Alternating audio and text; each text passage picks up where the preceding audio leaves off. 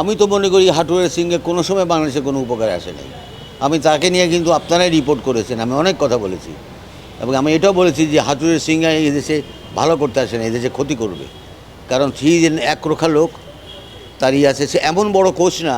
যদি এত বড় কোচ হইতো, অনেস্টলি তার প্রতি সবার প্রতি তার প্রতি সম্মান রেখেও বলছি যে তাহলে তো তোমাকে অস্ট্রেলিয়া রাখতো বা ইংল্যান্ড নিত বা নিউজিল্যান্ড তোমাকে কোচ বানাইতো বা পাকিস্তান তোমাকে কোচ কেন নেয় নেই, because you don't belong to that status. But আমরা তাকে আনছি, কেন আনছি, ওই সময় কি কোচ পাওয়া যায় নাই কিনা সেই উত্তর আমার কাছে নাই। বাট আমি মনে করি হাটুরে সিংহা মাস্ট গো। তাকে যদি এখানে রাখতে হয়, আমি দেখছি অনেকেই কথা বলেছেন এবং তাদের সাথে আমি সহমত পোষণ করি।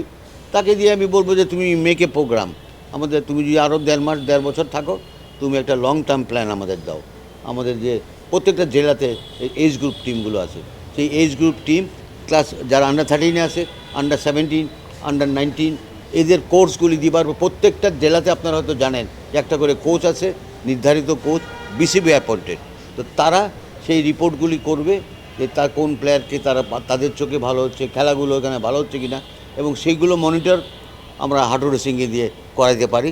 যদি না আমরা তাকে প্রচুর টাকার বেতন পায়, সেই টাকা দিয়ে বিদায় না করি, তাকে এইভাবে রাখা যেতে পারে। মানে আমি মনে করি হাটুরে সিংহে যত বেশি দিন আমাদের ন্যাশনাল টিম হ্যান্ডেল করবে, তত দিন আমাদের ক্রিকেট পিছন দিকে যাবে।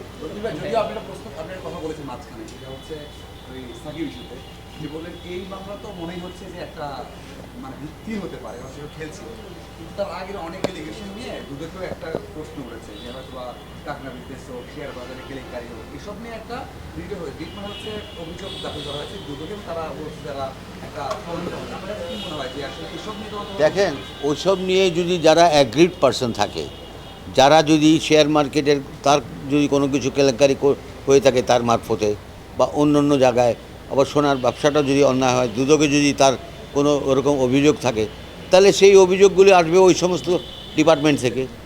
কিন্তু এইখানে তো তার এগেন্সে হত্যা মামলা আনা হয়েছে এবং এই হত্যা মামলা এটা তো একটা অবাক করার মতন।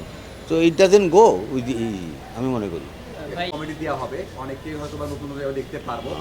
আপনি এই নতুন বোর্ডের কাছে কি এক্সপেক্ট করেন, এবং হয়তো আপনার জায়গা থাকতে পারে, আপনার যে জায়গাটা আপনি নতুন চান, এরকম কিছু আছে? আমি আপনাদেরকে বলি, there has to be a reform. Cricket বোর্ডে রিফর্ম আনতেই হবে আপনাকে।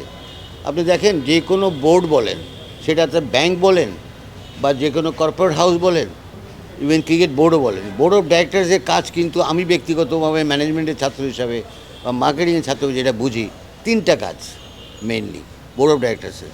1 নম্বর কাজটা হলো তার পলিসি ডিল করা, অর্গানাইজেশনের জন্য কি পলিসিটা হবে, ক্রিকেট বোর্ড আগামী 3 বছর পর 2 বছর পর কোথায় থাকবে, তার জন্য কিভাবে আগাইতে হবে এবং কি চায় বোর্ড, এই পলিসিটা ঠিক করে ফেলবে।